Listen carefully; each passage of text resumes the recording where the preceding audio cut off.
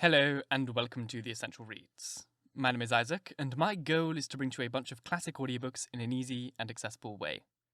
We are continuing with Huckleberry Finn by Mark Twain, and if you like what we're doing here, or what I'm doing here more so, it is just me, and you want to support me, you can like, share, comment, leave a review if you're listening on podcast, or if you really want to support, for as little as €1 a month, you can join the Patreon where you'll have access to exclusive audiobooks. Without further ado, let's get started. Huckleberry Finn by Mark Twain. Chapter 40. We were feeling pretty good after breakfast, and took my canoe and went over the river a-fishing with a lunch, and had a good time, and took a look at the raft and found her all right, and got home late to supper, and found them in such a sweat and worry they didn't know which end they was standing on, and made us go right off to bed the minute we was done supper, and wouldn't tell us what the trouble was, and never let on a word about the new letter, but didn't need to, because we knowed as much about it as anybody did. And as soon as we was half upstairs and our back was turned, we slid for the cellar cupboard and loaded up a good lunch and took it to our room and went to bed. Got up about 11:30, and Tom put on Aunt Sally's dress that he stole. I was going to start with the lunch, but says, "Where's the butter?" "I laid out a hunk of it," I says, "on a piece of corn pone." "Well, you left it laid out then. It ain't here." "We can get along without it," I says. "We can get along with it, too," he says. "Just you slide down cellar and fetch it. Then mosey right down the lightning rod and come along.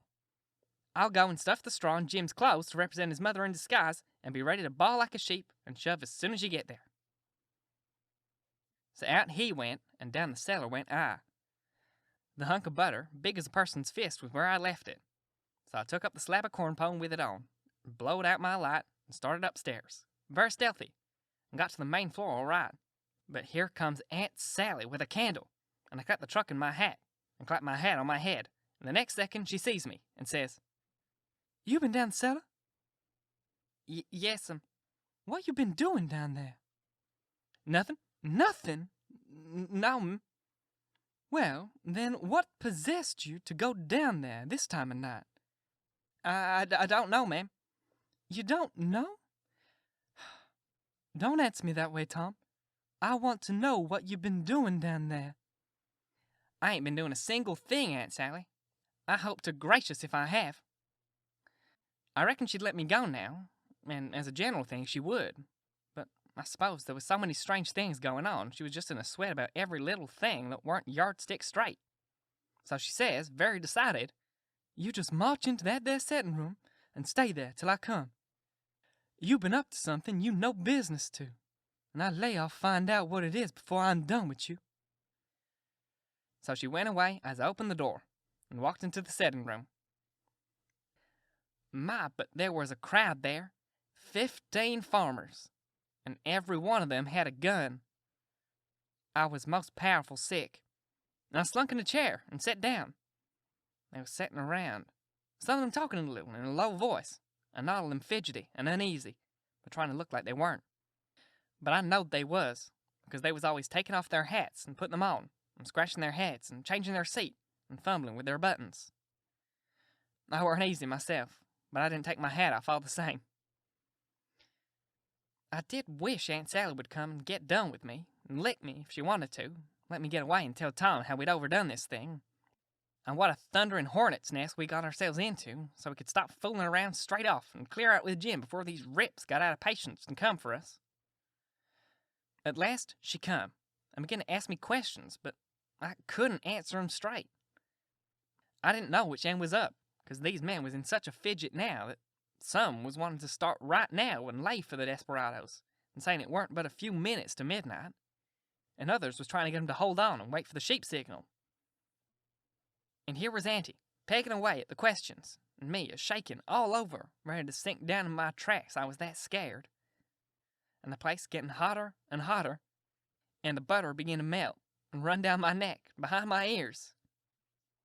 And pretty soon, when one of them says, "I'm for going and getting the cabin first, right now, and catching them when they come," I most dropped, and a streak of butter come trickling down my forehead, and Aunt Sally, she see it, and turns white as a sheet, and says, "For the land's sake, what's the matter with this child? He got the brain fever as sure as you're born. They oozing out." and everybody runs to see. She snatches off my hat, and out comes the bread, and what's left of the butter. And she grabbed me and hugged me and says, "Oh, what a turn you did give me! How glad and grateful I am it ain't no worse, for luck's against us. And it never rains, but it pours. When I see that truck, I thought we lost you. I know by the color and all, it was just like your brains would be if... Oh, dear, why'd you tell me that was what you'd been down there for? I wouldn't have cared. Now clear out to bed, and don't let me see no more of you till morning." I was upstairs in a second, down the lightning rod in another one, and shinning through the dark for the lean-to. I couldn't hardly get my words out, I was so anxious. But told Tom as quick as I could we must jump for it now, not a minute to lose. The house full of men yonder with guns. His eyes just blazed, and he says, "No? Is that so? Ain't it bully? Why, Huck, if it was to do over again, I bet I could fetch 200, if we could put it off till—" "Hurry, hurry," I says. "Where's Jim?" "Right at your elbow. If you're out your arm, you can touch him. He's dressed and everything's ready. Now we'll slide out and give the sheep signal." But then we heard the tramp of men coming to the door. I heard them begin to fumble with the padlock, and heard a man say, "I told you we'd be too soon. They haven't come. The door's locked. Here, I'll lock some of you in the cabin, and you lay for 'em in the dark, and kill 'em when they come. And the rest scatter a piece, and listen if you can hear 'em coming." So in they come, but couldn't see us in the dark. Most trod on us whilst we was hustling to get under the bed.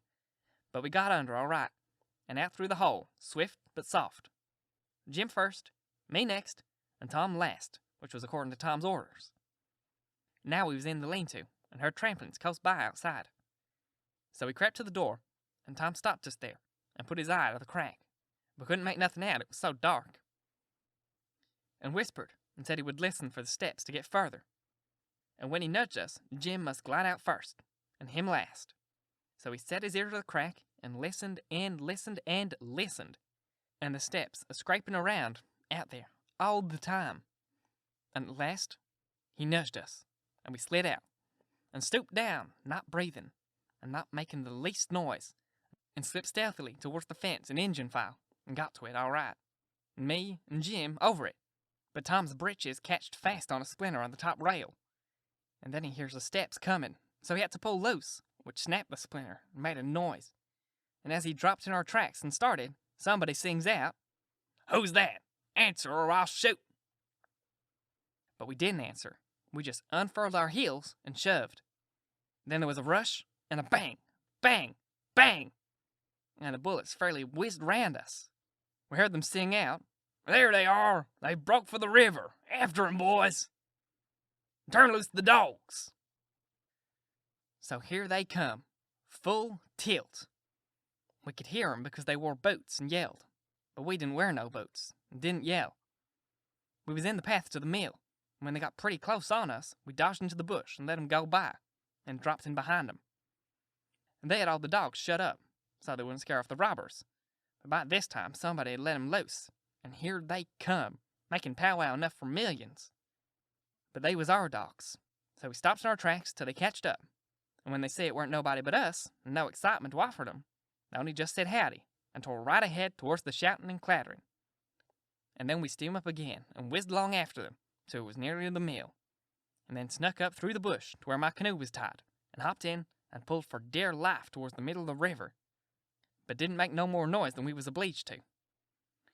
And then we struck out, easy and comfortable, for the island where my raft was, and we could hear 'em yelling and barking at each other all up and down the bank, till we was so far away the sound got dim and died out. And when we stepped on the raft, I says, "Now, old Jim, you're a free man again. I bet you won't ever be a slave no more." "Mighty good job it was too, Huck. It is planned beautiful, and it's done beautiful. And they ain't nobody can get up a plan that's more mixed up and splendid than what that one was." Well, it was all we could. We was all glad as we could be, but Tom was the gladdest of all, because he had a bullet in the calf of his leg. When me and Jim heard that, we didn't feel so brash as what we did before. It was hurting him considerable and bleeding, so we laid him in the wigwam and tore up one of the Duke's shirts for to bandage him with. But he says, "Give me the rag. I can do it myself. Don't stop now. Don't fool around here." And the evasion boomed along so handsome. Man the sweeps and set her loose. Boys, we done it elegant. 'Deed we did. I wish we'd have had the handling of Louis XVI. There wouldn't have been no son of St. Louis ascent to heaven wrote down in his biography. No, sir. We'd have whipped him over the border. That's what we'd have done with him. Done it just as slick as nothing at all, too. Man, the sweeps. Man, the sweeps. But me and Jim was consulting and thinking. And after we'd thought a minute, I says, "Say it, Jim." So he says, "Well then, this is the way it looked to me, Huck. If it was him that has been sort of free, and one of the boys was to get shot, would he say, 'Go on, save me, neming about a doctor for to save this one?' Is that like Marse Tom Sawyer? Would he say that? You bet he wouldn't. Well, then, is Jim going to say it? No, sir. I don't budge a step out in this place without a doctor, if it not for 40 year." I knowed he was white inside, and I reckoned he'd say what he did say, so it was all right now. And I told Tom I was going for a doctor. He raised considerable row about it. Me and Jim stuck to it and wouldn't budge. So he was for crawling out and setting the raft loose himself, but we wouldn't let him. And then he gave us a piece of his mind, but it didn't do no good. So when he sees me getting the canoe ready, he says, "Well, then, if you're bound to go, I'll tell you the way to do when you get to the village. Shut the door, blindfold the doctor tight and fast, and make him swear to be silent as the grave, and put a purse full of gold in his hand. And then take and lead him all round the back alleys and everywhere in the dark, and then fetch him here in the canoe, in a roundabout way amongst the islands, and search him, and take his chalk away from him. And don't give it back to him till you get him back to the village, or else he would chalk this raft so he can find it again. It's the way they all do." So I said I would, and left, and Jim was to hide in the woods when he see the doctor coming, till he was gone again. Thank you so very much for listening. If you enjoyed, please like, comment, share, all that jazz, and if you really enjoyed, do subscribe, because there is more to come. Jim is free! Jim is out. They have rescued him, and finally Tom Sawyer's convoluted plan is over. Or is it? Tom's been shot, and we've got to find out what the doctor is going to do in the next chapter. I mean, I know, but you don't. So you'll have to find out. Once again, thank you so much for listening, and if you enjoyed, do all the things that I said at the start of the video, like, subscribe, share, review, and if you really want to support me, go to the Patreon for as little as $1 a month. Once again, thank you very much for listening, and until next time, bye-bye.